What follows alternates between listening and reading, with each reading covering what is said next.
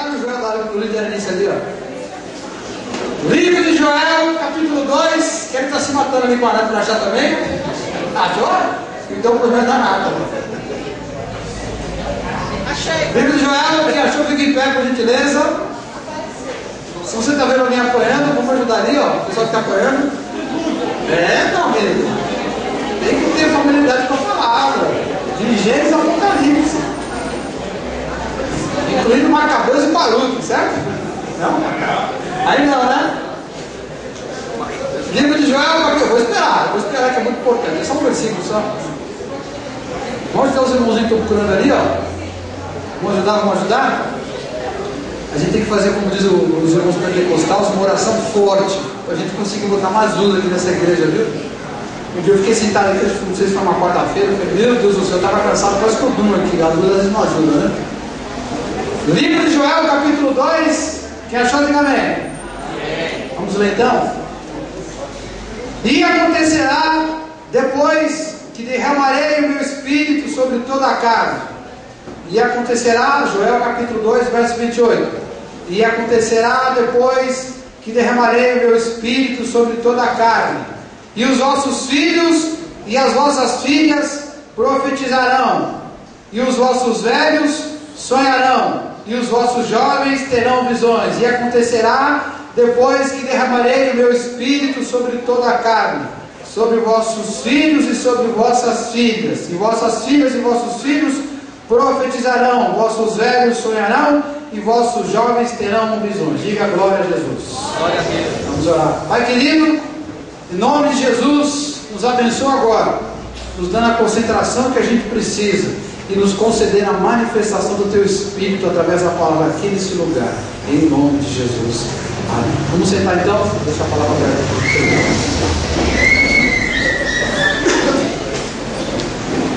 Muito bem.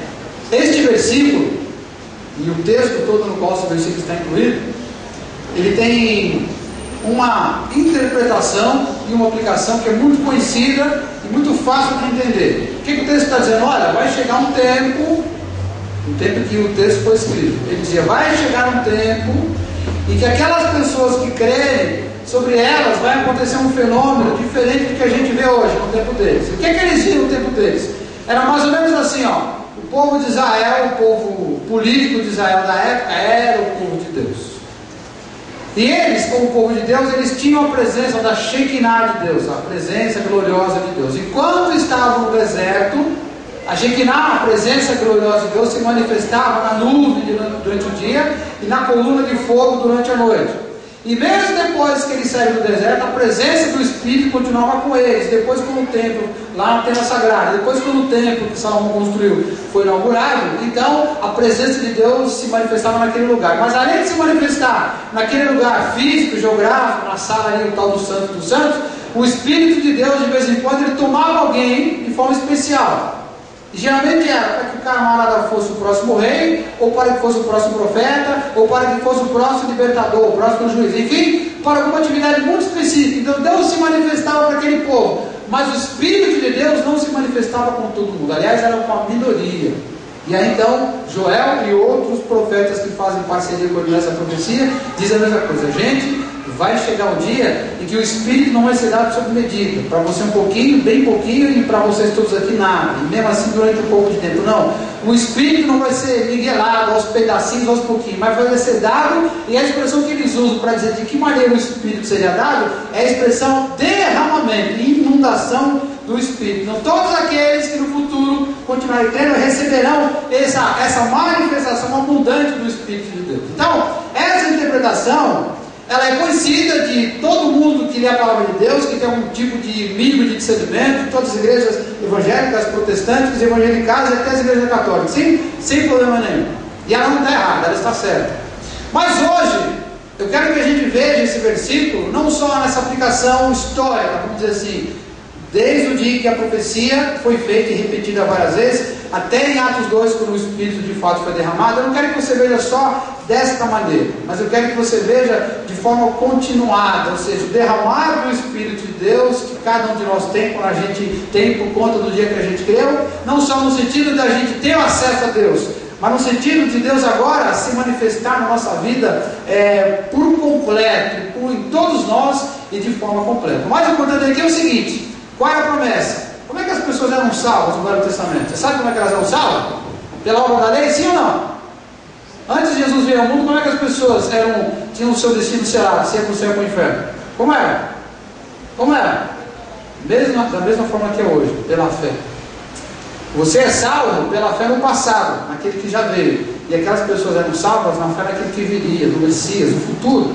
Então eles viveram também pela fé. A promessa era para eles pela fé, a promessa é para nós também pela fé. Ou seja, todo aquele que crê vai receber a promessa. E um dia, talvez faça pouco tempo, talvez faça muito tempo, como é o meu caso, você se lembra do dia em que a fé dominou o seu coração. Você lembra assim ou não?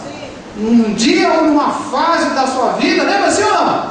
Em que a fé de fato inundou a sua alma. Quando aquilo aconteceu, num exato momento histórico, ou numa fase da sua vida, talvez uma experiência, não importa. Naquele momento você foi tomado pelo Espírito de Deus. Diga a glória a Jesus. O Espírito foi derramado ali sobre a sua vida. Então hoje, a sua vida, ela vive em função daquilo que aconteceu com você naquele dia. Ou seja, tudo que acontece com você hoje tem a ver, está ligado, direto ou indiretamente, com esse ser que até então, um dia desse aí, era estranho, mas que agora habita dentro da sua alma. O próprio Espírito de Deus, ele foi derramado. E não foi só para uns, foi para todos aqueles que creem. Glória a Deus por isso. Diga glória a Deus.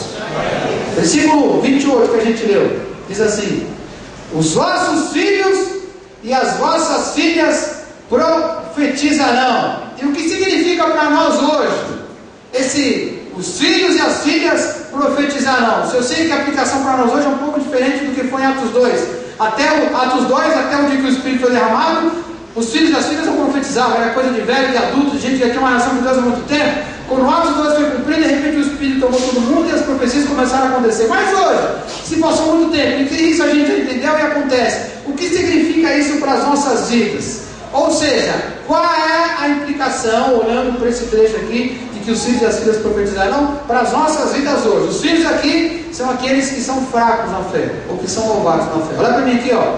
Às vezes você tem 30 anos que está na igreja, 40 anos que está na igreja, 50 anos que está na igreja. De repente você é criança na fé. Eu já vi pessoas, 3, 4, 5 anos de conversão, se tornarem maduras na fé.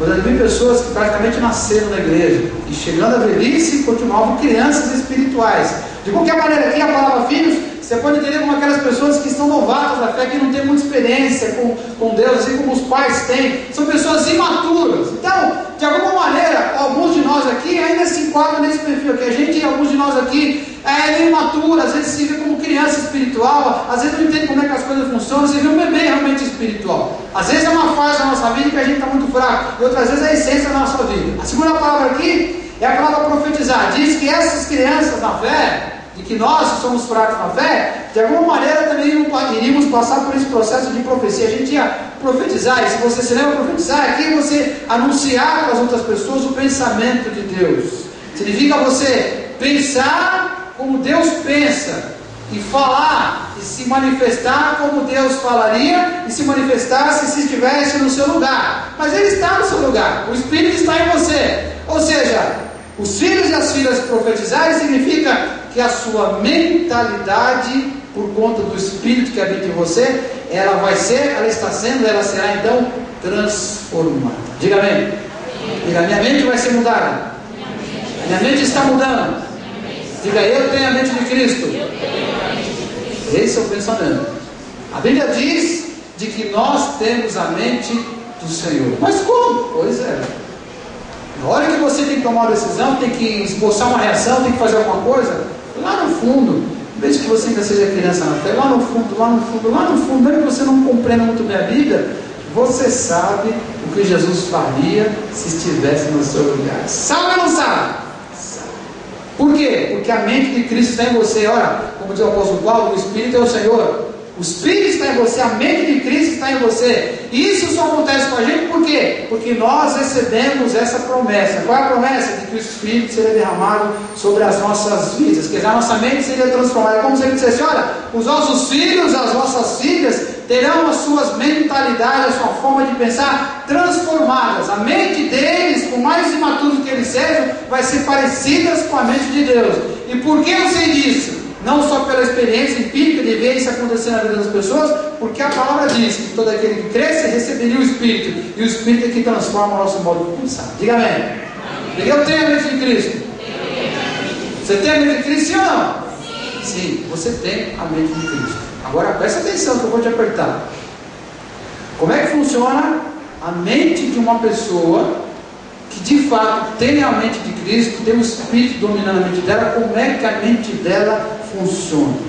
A Bíblia diz: quem conheceu a mente do Senhor que possa instruir? Nós, porém, temos a mente de Cristo. Como é que funciona aquela pessoa que tem a mente de Cristo? Primeiro, os pressupostos, os pensamentos anteriores, os valores, aquilo que molda o que ela vai fazer ainda, estão moldados pelo próprio Espírito de Deus e são diferentes de tudo que está ao nosso redor. Nossos pressupostos são diferentes. Vou te dar um exemplo. Se Jesus estivesse no seu lugar, na última vez em que alguém foi totalmente injusto com você e te prejudicou mesmo, puxou o seu tapete, te fez sofrer, te fez você ter perdo e você era inocente. Se Jesus estivesse no lugar, na última vez em que você foi injustiçado e que aquele desejo de vingança surgiu em nossa alma, como você acha, lá no fundo do seu coração, como você acha que Jesus teria agido?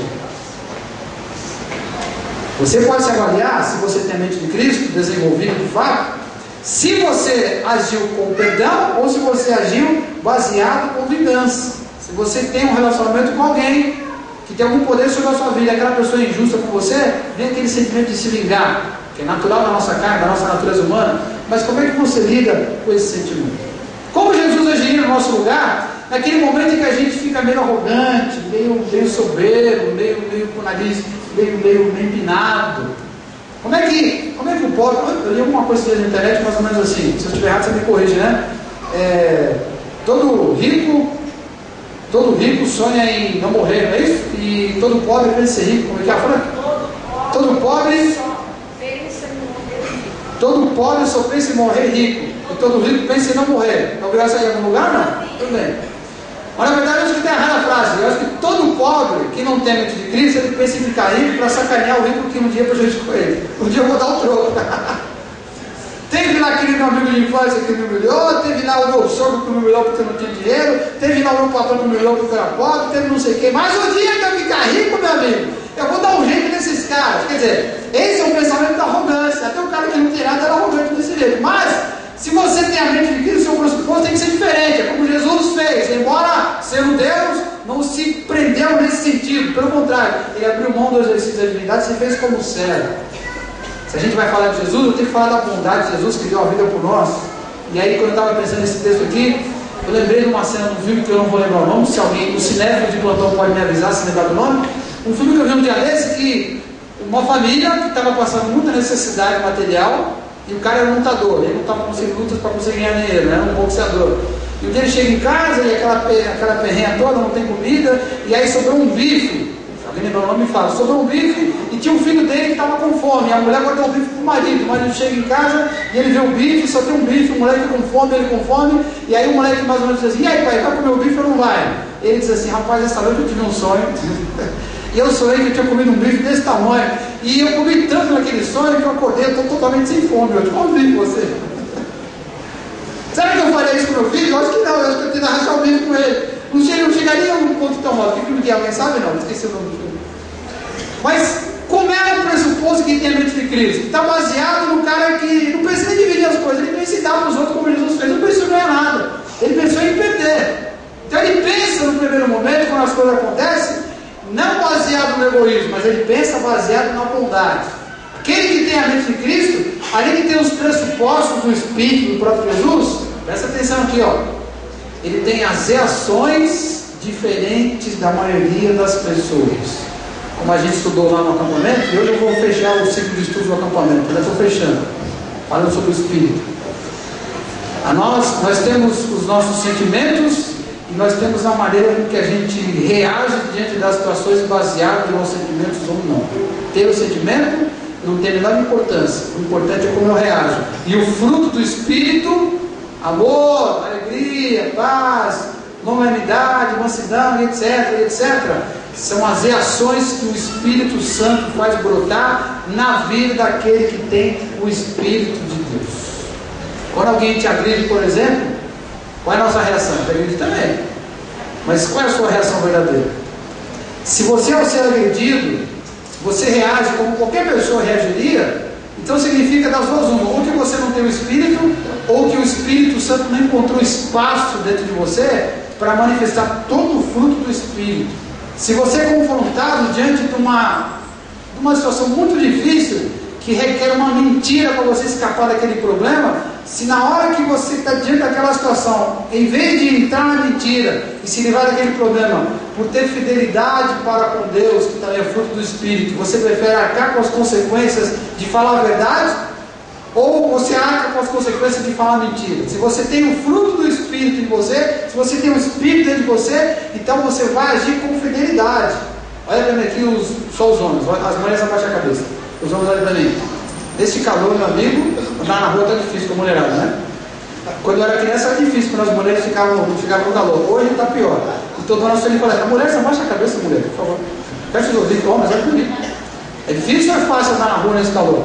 É difícil. Por quê? Porque o homem, ele se sente pelo que vê. Como é que você lida com os 10 mil pensamentos que o seu sentimento faz vir na sua cabeça quando você vê uma mulher bonita, com o corpo bem modelado, passando do seu lado na rua, quase pelado? A maneira como você lida com essa reação, com esse sentimento, com esse pensamento que vem na sua cabeça, vai dizer se você está cheio do Espírito ou se você não está sendo dominado pelo Espírito de Deus.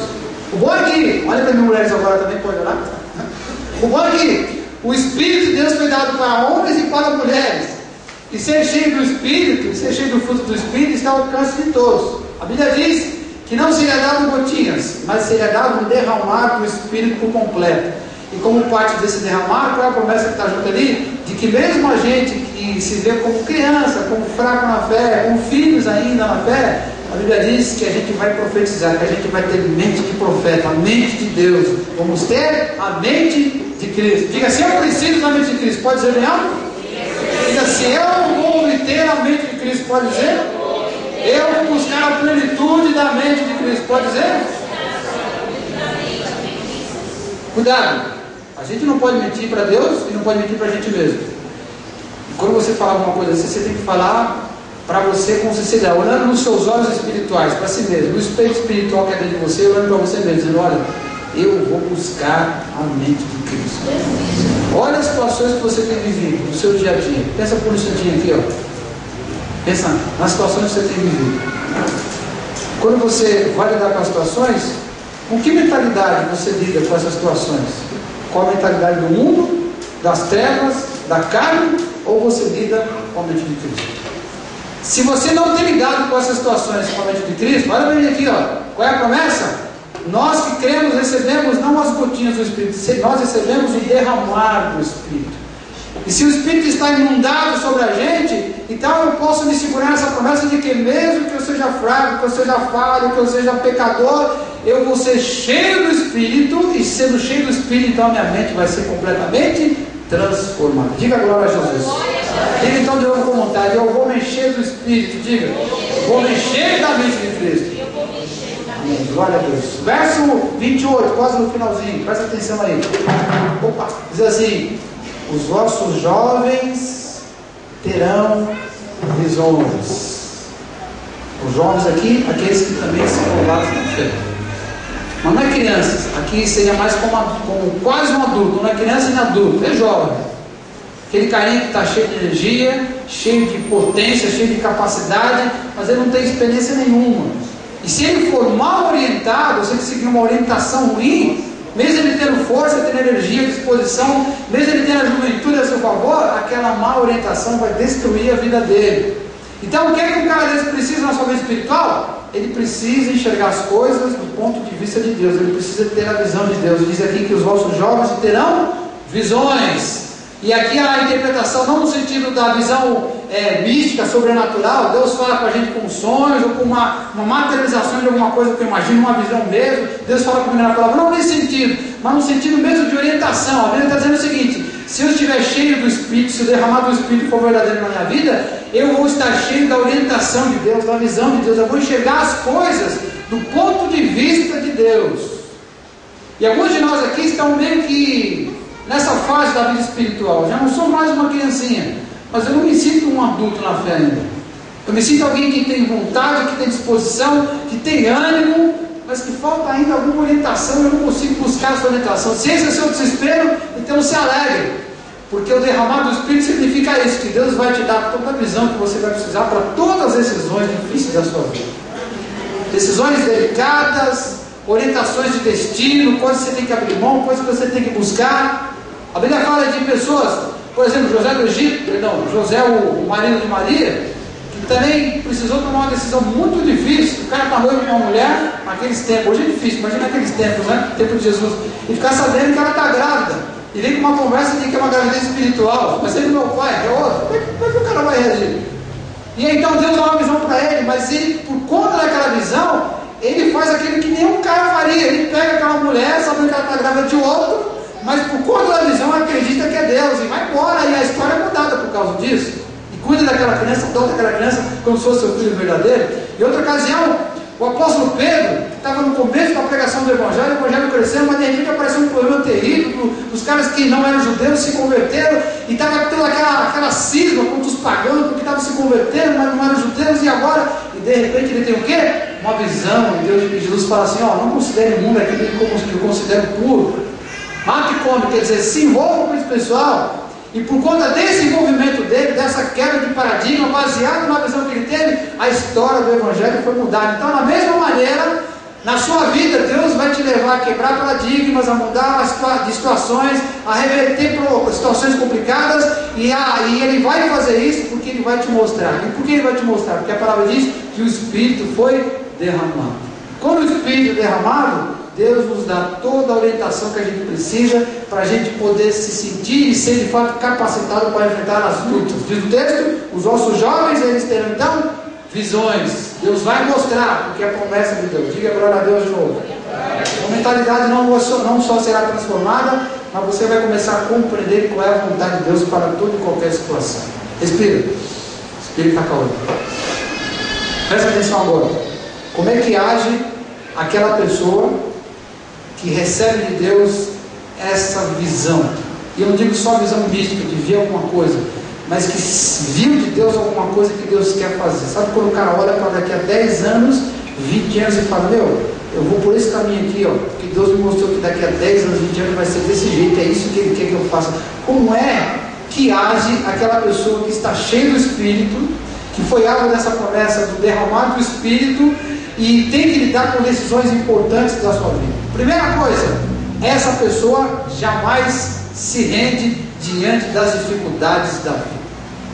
No Velho Testamento, reverberado no livro de Hebreus, diz assim que o justo vai viver pela fé, mas o resto do versículo a gente esquece, que também é importante, tanto quanto a primeira parte, que diz que se ele voltar atrás, se ele retroceder, a minha alma, a alma de Deus não sente prazer nele. Opa, então cuidado com a segunda parte. O justo vai viver pela fé, mas ele não pode retroceder, ele não pode voltar atrás. Mas de fato ele não vai voltar, não tem por que voltar atrás, porque Deus mostra para ele qual o caminho que ele tem que seguir. E se ele sabe qual é o caminho de Deus, então ele não precisa ter medo de nada. Ele vai enfrentar suas lutas, suas dificuldades, suas decisões difíceis, e quando tiver que tomar uma decisão, ele olha e fala assim, isso aqui é muito difícil. Ele não vai ter medo da dificuldade da situação, mas ele vai ver o que Deus mostrou para ele lá na frente. O que é que vai acontecer se ele está naquilo? Se você, por exemplo, recebe uma proposta para fazer um trabalho, olha para mim aqui, para fazer um trabalho que você nunca fez, um tipo de serviço no qual você nunca trabalhou, para ganhar talvez menos, mas com perspectiva de progredir muito mais do que você já pudesse imaginar que poderia progredir.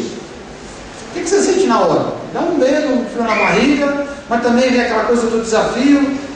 Você entra nessa? Sim ou não? Eu só posso entrar nessa se eu tiver a visão de Deus para isso.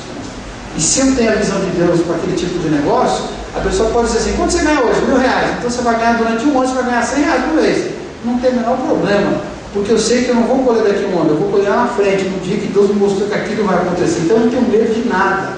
Até mesmo a falta de sorte, entre aspas, né? Pastor, eu não tenho como resolver alguma coisa porque eu não tive muita sorte. Como assim? Meu pai não me deu educação, minha mãe não cuidava de mim, eu estudei numa escola ruim, ou se eu estudei até a quarta, quinta série, como é que eu vou fazer alguma coisa na minha vida se eu não tive uma estrutura desde casa? Como é que eu vou constituir uma família se eu preciso de uma família bagunçada? Meu amigo, a sorte não é nada diante de Deus, porque quem tem visão de Deus muda qualquer circunstância. Esse cara jamais se rende em todo e qualquer tipo de obstáculo, porque Deus mostrou para ele o que é que vai fazer e encheu ele do Espírito para isso. Diga agora a Deus. Mais uma coisa, quem tem essa visão dada por Deus, jamais desiste da vontade específica de Deus. A Bíblia diz, no livro do Salmo, não sei se eu botei ali, diz assim: ensina-me, Senhor, a fazer a tua vontade, pois tu és o meu Deus. Guia-me o teu bom espírito por um terreno plano. Está dizendo, Deus, me enche do teu espírito e guia pelo teu espírito pelo caminho certo. Ou seja, me ensina a fazer a tua vontade. Um dia alguém me falou o seguinte: então, a melhor coisa que você pode fazer é o seguinte, é estar no centro da vontade de Deus, mas esquece tudo o resto. O que Deus quer que você faça? Então procure estar exatamente no meio, no centro daquilo que Deus quer que você faça. E eu só consigo fazer isso quando eu tenho a visão de Deus para a minha vida. Você lembra do velho Saul? Foi Saul que vendeu foi Saul não, perdão, Esaú, nossa, agora meu nome aqui, o que foi roubado lá, o irmão do Jacó? Esaú perdeu a bênção da primogenitura por quê? Foi precipitado, trocou por uma sopa, né? Porque foi precipitado. E o parceiro dele lá, alguns séculos antes, o rei Saul agora, também perdeu o reinado. Por quê? Uma das razões, se precipitou. Ele viu que estava na guerra, ele viu que o profeta Samuel não estava, ficou com medo, perdeu a visão do que Deus tinha falado para ele. Deus revelou o que era para fazer, ele resolveu não fazer, ele saiu do centro da vontade de Deus, se precipitou porque, olha bem aqui, porque Deus estava demorando.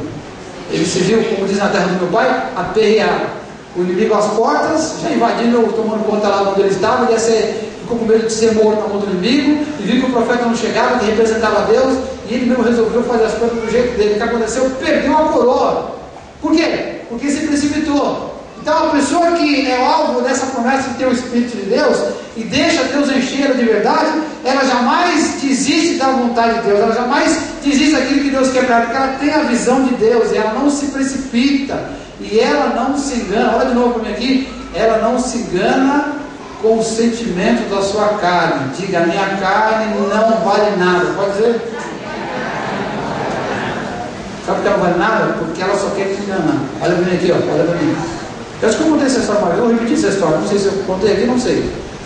O moleque chegou para mim e falou assim: acabei de perder minha noiva. Eu falei, parabéns. Vamos recuperar a vida agora, né? A vida não se resume ao noivado, né? Não, mas eu tenho certeza de que Deus vai me fazer casar com essa moça e que ela vai voltar para mim. E eu tenho tanta certeza que desde o dia que ela foi embora eu comecei a fazer um jejum. E eu prometi para Deus que eu só ia quebrar o jejum no dia que ela voltasse. Ele morreu? Não, casou com outra. Mas ele falou que era a vontade de Deus, ele tinha tanta certeza que até jejuou. Rapaz, era a carne dele falando. Diga assim, a minha carne não vale nada, pode dizer? É a carne dele falando. E por que a carne dele falou? Porque ele tirou os olhos da vontade de Deus.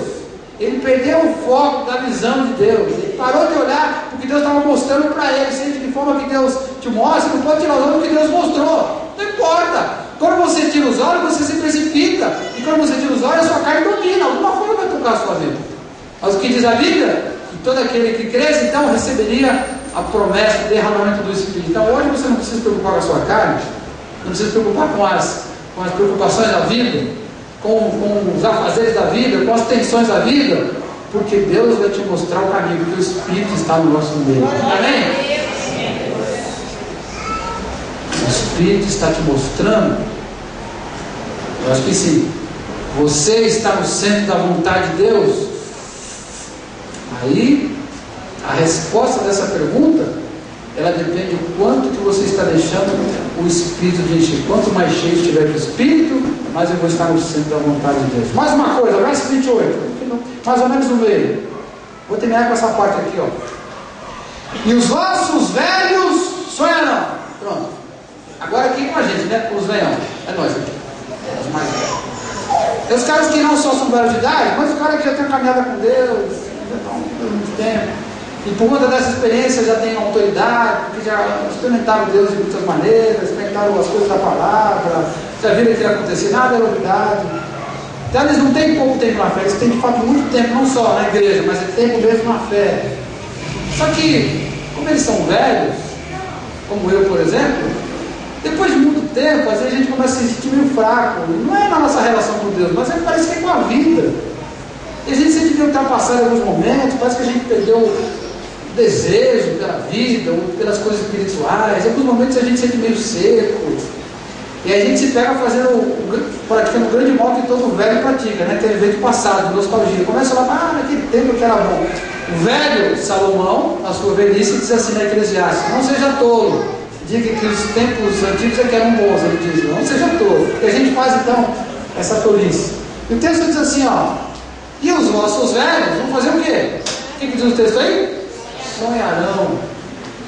E aqui, claro que o sonhar, a gente não está porque no sentido de ter um sonho, simplesmente, mas no sentido de eu devagar de novo, pensando nas coisas que eu poderia fazer, que eu poderia ser, aliás, coisas que eu tentei fazer, que eu tentei ser, e não deu certo, eu desisti por alguma razão, mas não é só lembrar disso, ficar pensando nisso. Mas sonhar significa o quê? Eu começar a tentar trazer esses pensamentos de volta, e de tal forma que esses pensamentos comecem a me gerar uma energia para tentar recomeçar de onde eu parei. Sonhar aqui significa recuperar a energia da vida. A gente sofre um bocado, que vai desgastar a nossa energia quando a gente fica mais velho. Os caras que são novatos na fé, quando o Espírito inunda a vida dessas pessoas, a mente é transformada. A gente também passou por isso. Os que são novatos na fé, quando o Espírito toma conta deles, de repente eles recebem ali o poder de Deus, da visão, então eles começam a compreender a palavra, enfrenta tudo quanto é problema. A gente também passou por isso. Mas quando você é mais velho na fé, você precisa de outra coisa. Você precisa da renovação do seu entusiasmo de viver. Depois de algum tempo, esse versículo aqui tem que virar o nosso versículo preferido. Quando diz assim: quando o Espírito for derramado, e o Espírito já foi no dia que você quer, quando você for cheio do Espírito, os vossos velhos sonharão, ou seja, os vossos velhos voltarão a sonhar com a vida. Eu posso contar com isso na minha vida hoje. Quando eu estou muito desanimado, muito triste, muito abatido, sentindo muito cansado, querendo ir para agora logo, aí então eu busco a presença de Deus e encho-me do Espírito de Deus, aí me sinto um garoto de novo, só que agora com a vontade e a juventude. Como é possível isso? Isso é possível isso porque um dia a promessa veio sobre nós, de que aqueles que crescem receberiam o Espírito Santo de Deus. Quem tem o Espírito, diga amém. Amém. Quem tem se renovado, diga amém. Amém. Olha bem para mim aqui, ó. Você precisa se renovar do Espírito de Deus, porque as decepções da vida são muitas. Eu escolhi só um versículo para falar das dores da vida, que é Filipenses 1:29, que diz assim, olha que versículo interessante: porque vos foi concedida a graça, diga graça, graça de quê? De padecer por Cristo, não só de crer por Cristo. Olha para mim aqui, ó. A Bíblia está dizendo que Deus te deu um presente. Presente é uma coisa boa. Qual foi o presente? A capacidade de crer. Glória a Deus. O coração era duro como pedra, e Deus transformou um molinho ao carne. Glória a Deus. Como diz o Velho Testamento também, né? Vou tirar o coração de pedra e vou dar um coração de carne. Aconteceu comigo. Só que o texto diz que junto com essa graça foi dada a outra. Qual é a graça mesmo? De padecer por causa das coisas espirituais, por causa de Deus. E aí, velhos, depois de um tempo de vida, você fica decepcionado com muitas coisas. Às vezes com um filho que você cuidou desde pequenininho, desde que nasceu. Aliás, desde que a mulher falou que ela estava grávida, né? Não sei se você foi um pai meio bobão igual a mim. Quando o primeiro bebê foi gerado, aí você não tinha nem barriga, né? Ficava lá beijando aquela barriga murcha lá, sabe, desenhando. Tinha alguns milímetros, não tinha nada lá, e ficava lá, usava o buraquinho do umbigo da sua com o microfone. Alô, bebê, cadê? Você está me ouvindo aí? Cadê? E mexia lá dentro. Desde que o bebê estava lá, você conversa, depois o moleque nasce, você cria aquela criança, se dá por ela, gasta o que tem e o que não tem. E às vezes, cara, você faz isso com todo amor, carinho, traz o moleque para a igreja, o moleque com 16, 17, 18 anos, vai embora de casa, cai no mundo, não te ouve, cai nas drogas, cai na brutalidade, faz um monte de empurrada, e você chora e ora, e ele relaxa o cara. E depois quando vai preso, vai tirar, levar um junto para ele. E você vai, seu tonto. Você vai. E a gente fica decepcionado. Às vezes você trabalha numa empresa, 10 anos, 15 anos, 20 anos. Não, eu sou cristão, eu tenho que trabalhar para esse cara aqui como se fosse para Deus. Quem é que falava disso? Glória a Deus, é verdade. E você trabalha 10 anos, 20 anos, 30 anos com um camarada lá como se fosse para Deus. E depois dos 30 anos o cara te dá um golpe, te manda embora e não te paga nada. Depois que a mulher tem 40 anos. Quanto tempo aquela menina está na empresa? 20 anos? 30 anos? 15 anos numa empresa. E agora esse dia saiu e não recebeu nada. Trabalhou como servo na empresa. Servo de Jesus, não recebeu nada. Às vezes você faz um curso. Rapaz, eu paguei um curso, caro para cá, uma faculdade de 5, 6 anos, graduação, pós-graduação, mestrado, e de repente, quando eu terminei aquela faculdade, eu percebi que aquilo não me ajudou em nada na vida profissional. Às vezes, a decepção até com a igreja. Pastor, eu fui membro de uma igreja, já escuto muita história assim, né? Pastor, eu fui membro de uma igreja, ajudei a fundar a igreja, não sei o que, chorei, ajudei materialmente, financeiramente, oração. Aí teve um dia que de repente teve um problema e todo mundo lá ficou contra mim como se eu não fosse nada. Puxa, agora? Já ouvi história de pastores, por exemplo. Aliás, essa semana eu conversei com a advogada da igreja sobre isso, né? Sobre questão de INSS, esse negócio. E ela falou uma coisa que eu já sabia, que é comum alguns pastores se aposentarem com 50 não, 60, 70, 80 anos de idade, e como se aposentarem eles não têm nada, porque eles não tinham aquele interesse de que a igreja ajudasse. A igreja não contribui com nada, não tem aposentadoria financeiramente falando. E aí quando o cara está velhinho, a igreja não faz nada por ele, ele vai embora e morre. Com o cachorro da prefeitura. E não deixa herança nenhuma para a viúva, para os netos, deixa só dívida. Então, às vezes, essas coisas, que são nossos sofrimentos, elas roubam o nosso entusiasmo pela vida. São dores, graça de sofrer. Outras vezes, são frustrações que a gente tem agora, não só com as estruturas, com as pessoas, muitas vezes com a gente mesmo. Eu tentei ter essa profissão, tentei lidar com esse casamento, tentei lidar com esse ministério, mas eu me esforcei no casamento, me esforcei na profissão, me esforcei no ministério, mas não deu nada, cara. Eu fracassei, até hoje eu não sei por que deu errado. E agora, você vai fazer alguma coisa? Não, eu estou cansado. Perdi o ânimo. Às vezes fisicamente o cara ainda tem forças. Às vezes mentalmente o cara ainda está bem. Mas emocionalmente ele não tem motivação nenhuma, espiritualmente ele está fraco. Como é que eu vou tocar mais alguma coisa? Porque eu perdi, eu fiquei decepcionado, eu fiquei frustrado. Eu conheci uma moça, acho que as pessoas não sabem disso, né? Eu quase não morei com essa moça, quase, não foi. E aí, naqueles frentes, aquelas coisas todas ali, a gente só conversando, né? E eu acho que eu tinha uns 18, 19 anos, e ela tinha uns 27, 28, né? Eu não sei porque eu sempre gostei de mulher velha, casei com a mais nova, né? Interessante. Mas enfim, e ela contou a história dela, olha que história triste. Ela tinha sido casada, era separada. Sabe aquela coisa de menina que cresce na igreja? Menina tipo assim, cristiana, né, que está na igreja há muitos anos, parece um grangeirão que nem o bonecão lá, e aí se apaixona, não sei o quê, sabe aquele conto de fadas? Ela viveu um conto de fadas dentro da igreja, aquele namoro bem rígido, bem santo, vamos dizer assim, né? As famílias acompanhando, uma igreja tradicional, não sei o que lá. E aí enxoval, e casa, apartamento, e lua de mel não sei aonde, lá do lado do mundo, não sei o quê. E assim que ela casou, logo depois da lua de mel, aliás, acho que na lua de mel mesmo, ela descobriu que o marido dela era moçoila. Ele não queria nada com ela. E o desgraçado casou com ela, porque ele tinha que manter a aparência para a igreja e para a família. E ele não teve a dignidade de falar para ela, olha, eu quero te usar para esconder a minha homossexualidade. Ele enganou a moça. E claro que ela não ficou com ele, óbvio, né? Ela falava assim, cara, ele queria morar comigo na mesma casa como dois irmãozinhos, eu sou mulher, eu casei, pelo amor de Deus. Eu entendo você. E ele não queria nada com ela.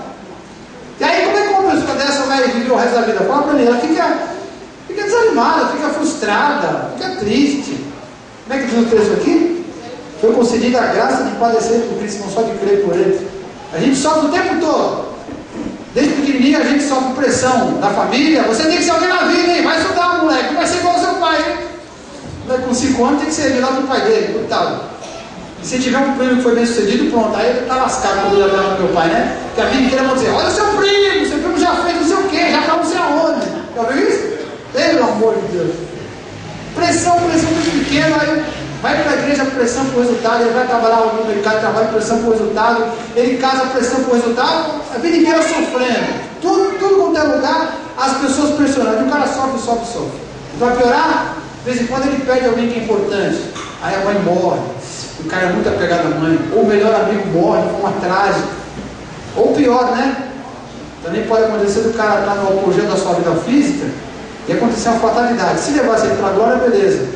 Mas às vezes vem uma desgraça que não tira ele do mundo, mas tira tudo o que ele poderia fazer no mundo dele.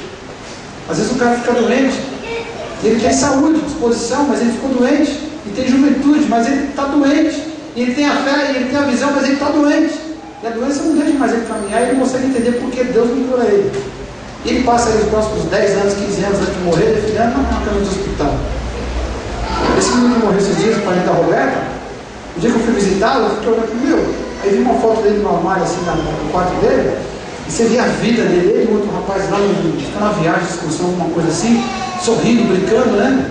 E se olhava para ele em cima da cama, definhando. Eu pensei comigo, puxa vida, será que ele estava consciente, né? Como será que esse cara aguenta viver desse jeito? Como é que vive? Então, às vezes, as dores da vida são muito intensas, elas roubam o nosso entusiasmo. Mas o que a Bíblia fala sobre o Espírito de Deus? O Espírito de Deus é aquele que seria derramado sobre nós, se a gente crer, se a gente creu. E se a gente crê que o Espírito foi derramado, o que é que diz o texto aqui? Os ossos velhos voltarão a sonhar. Como é possível um cara todo detonado voltar a ter sonhos? Meu, como eu não sei. Eu só sei o seguinte, que o Espírito Santo faz o velho voltar a sonhar igual um garoto de 15 anos de idade. Renova as forças de vida dele. Quando o Espírito Santo enche você da plenitude dele, então ele renova, mesmo que você esteja no pior do abismo, ele traz de volta a vida, porque o Espírito de Deus é vida, como diz Jacó aqui naquela ministração, lá de Ezequiel 37, pode ter osso sobre osso, pode ser um vale de osso seco, quando o vento sopra dos 4 cantos da terra, quando o Espírito de Deus sopra, até os ossos secos viram um exército poderoso. Diga glória a Jesus. Vamos ficar em pé.